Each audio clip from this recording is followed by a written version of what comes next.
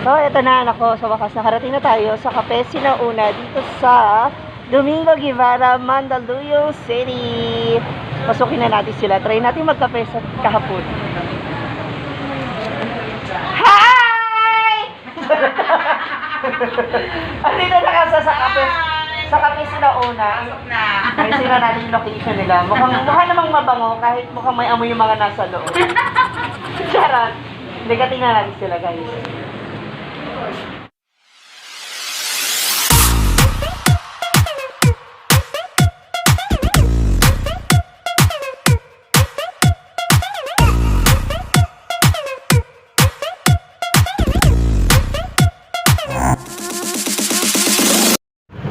Hello guys, good afternoon. This is Momshie G. Hello po sa lahat ng ating mga momshies, popshies at mga anakshies out there. On the way ako now sa Kape Sinauna. Ayan, para subukan po yung kanilang kape sa ganitong katirik na araw. So, magkita-kita po tayo dyan. Kasama po yung aking friend na sina CESS&NEJ. So, don't go away para sa mas masarap na kapeng kwentuhan ngayong hapon. See ya!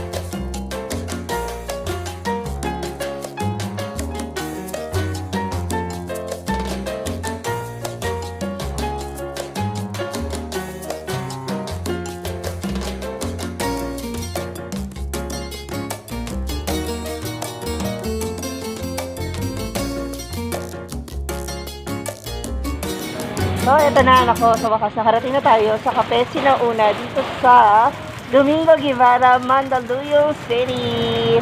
Pasukin na natin sila. Try natin magkape sa kahapon. Hi! Andito na kasi sa Kape Sinauna. Ay, sila natin yung location nila. Mukha namang mabango kahit mukhang may amoy yung mga nasa loob. Charot. Hindi ka tingnan natin sila, guys. 1, 2, 3, come on!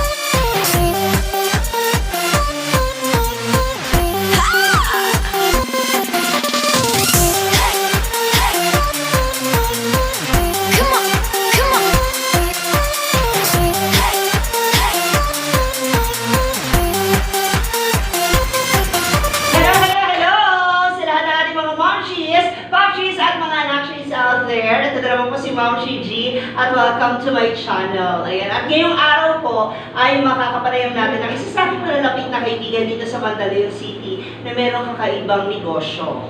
Yes, you got it right. Para sa mga hindi pinaglalaban, narito ang kapeng barako hatid sa atin ng Kape Sinauna. And of course, ngayon ako makakapanayam at makakausap din natin ang owner slash Momshie na rin, naming friend, na another the Princess Rosero. Hi!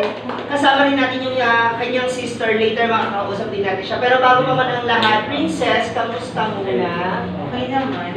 Okay naman. Masaya naman. Baka itong inyong negosyong Kape Sinauna ay gano'n nakatagal? Kakaumpisa pa lang actually. Talaga. Kailan lang po? 28. February 28. Oh, napakaswerte ko naman. So, ngayon March 1. So, Kakaumpisa lang. very namanong palibre. Wala sa Kape Sinauna. At ngayon nga, ito. Bakit nga ba yung kape ang inyong naisip na gawing business? Of all business, ang napakaraming pwede gawing business ngayon, Actually, idea to ng sister ko. Hindi siya nahilig siya sa kape. Oh, hindi rin ba siya pinaglalaban? Charot! Labang na labang. Halika, tawagin na natin yung kanyang sister. Halika na. Ang isa sa mga owner din ng ating Kape Sinauna, next!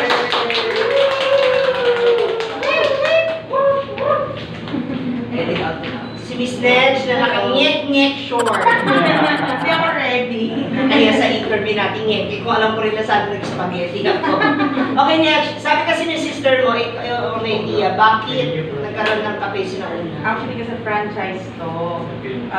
May gawin dinadayo pa namin kasi ito sa Antipolo. Sa Marilaki. Yun yung main branch nila.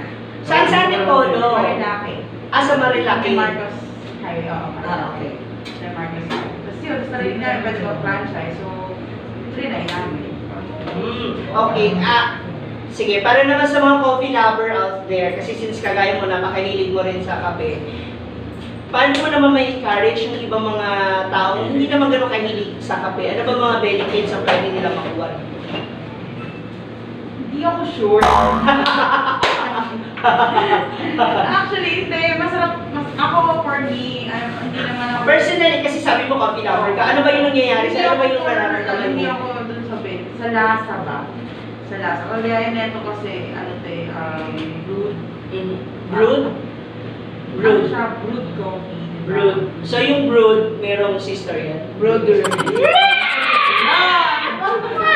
Aga-aga naman yun at higa. So brewed coffee. Brewed coffee siya. So, mas masarap siya yan like dun sa mga namimili lang natin na normal coffee, instant coffee. So, ayun. Saka sa lasa. Dito sa mga flavors ng Kape Sinauna, ano yung magiging kaibahan nito sa ibang mga kape? Ako for me, personal favorite ko is hazelnut. Hazelnut. Yes, and yung chocolate. Ayan, ito. Actually, oo nga, walang halong ka-etchosan ha. Masarap siya, gusto ko. Ice and hot, masarap siya kahit hot ng chocolate. Tapos, nagustuhan ko pero ito yung franchise guys. Kasi yung, nila is very sinauna ba, very Filipino. Diba? So, gano'n. Tapos yung coffee. Tsaka sariling atin. Tsaka yung coffee, yung lasa ng coffee nila. Yung parang pag natulog ka, pag isip mo, gusto mo ulit yung ganong lasa. Ganon. Yan yung gusto kong kape. Yung parang ako, masarap. Ulit-ulitin. Hindi kasi alam niyo ba na ang kape ay isang antioxidant sa katawan ng mga tao. Maganda to, nakakatulong, nakaka-refresh din. Pero sabi nga nila, lahat naman din ng sobra nakakasama. Kaya, huwag niyo masyado ha, kasi baka mamaya kaunting kalabog lang tatarantahan na bigla. Pero fairness, ang sarap nitong chocolate Best seller din yan. I love you. Ay, gusto ko ibigay what do you call this? Yung papuri dun sa inyong mga barista. Yung mga barista nila. Yes. Kasi syempre, di ba, kahit sabihin mo na, kahit sabihin natin na binigay o pinranchise nyo na ito na assist na yan, syempre, nasa pagtitimpla pa rin ng mga barista yung panlasa natin. Okay, ikaw naman, Momshie, Momshie Princess, aside dito sa inyong business, together kayo nagpapatakbo dito parehas. Aside dito sa pagbi-business, ano pa yung iba mong pinagkakabalaan? Renting, gano'n. Renting? Meron kasi silang may condo, yung ganyan. Actually, nakapasok siya sa, sa Airbnb, gano'n. Nagpaparenta kayo ng mga condo. Kung kunyari may mga from other Country, gano'n. country or from other place na gustong instead ng hotel, Yes. yung condo unit yun. Actually, nauuso na rin yan sikat na rin yan kasi mas less yung bayad, yung expense. Saan naman located? Dito lang sa Mandaluyong din, Urban Deca Towers. Urban Deca Towers sa Mandaluyong. Saan naman na? Sierra Madre, High Hills, Malaki High Hills. Yeah. May mga friend ko nakakaluwag-luwag. Tapos yung mga nasa likod maluwag-luwag na. Ano ka naman? Okay, talking about being anakshi and momshie. Ikaw muna bilang anakshi. Si Mami Teres or si Mami Mahal, mamaya makakausap din natin, makakatsikahan natin. Sa ngayon, at your young age, actually hindi ka ba naman ganun katanda kagaya namin? Okay, bilang isang anakshi, bakit ito yung naisip mo na pwedeng gawing business? Aside sa ito yung kinahiligan mo? Puso, diba? Pato, kasi puro milk tea halos lahat tsaka abot kaya siya. So parang feeling ko mas magpapatok siya. Yung natin, yung coffee natin, nag-range from magkano presyo? Starts at 39 pesos. 39 pesos. So, napaka... Ang pinakamahal na is 74. Hindi na mahal yung 74. Mura pa rin. At saka kagandahan dito sa location nyo kasi is, nasa kayo? Mayroon kayong katapat na call center, di ba? So, andyan yung mga taong napakagaling sa at saka yung NCMH, yes. So, andyan yung mga gising na magdamag na nangangailangan ng tapang. Ito na nga. Naku, para sa ating kape, sinauna lovers, mga coffee addict out there. Narito na kape, sinauna, Mandaluyong Branch. Ayan, promote natin ang inyong Facebook account. Pakilike po ang aming Facebook page, Kape Sinauna, at Kape Sinauna. Same with Instagram, at Kape Sinauna. Dala din sa Shopee. Available na sa Shopee. Yeah, search na lang. Available din sa Shopee. Makita niyo yung ibang products namin. Okay, open po ang ating business simula. Dito sa Mandaluyong, 5 a.m. to 11 p.m. day. Wow! So bagay, umaga pala marami na nagkako. 5 a.m. to 11 p.m. Monday through Sunday tayo. Yan, ayan. Meron din po silang delivery. Ayan na, meron silang, within Mandaluyong area, meron po silang shipping, shipping fee o delivery charge. Meron po din Mandaluyong lang. Ayan, for 50 pesos. For 50 pesos na, tama ba? Ayan, ako maraming salamat to Momshie Princess and Anakshi Nej. Kasi si Princess ay may princess na din na kaya siya isa ng Momshie. Kaya naman sa lahat ng mga coffee addict out there, nakasugod na kayo dito sa ating kape sinauna para sa mga kakaibang timplahan ng kape. Ayan, once again, this is Momshie G. Maraming salamat. Thank you so much. Again, guys. Supportahan po natin ang ating mga produktong lokal. Ganun din ang ating mga anak at mga momshies na nagkakaroon din ng mga sarili nila negosyo. Maraming salamat, guys. Don't forget to like and subscribe my page. Ang aking Facebook page. I'll be above bukas sa aking YouTube account ng Momshie G. God bless everyone. Have a nice day. Sabi tayo. Kape Sinauna. Oo, nakakas 3 times a day.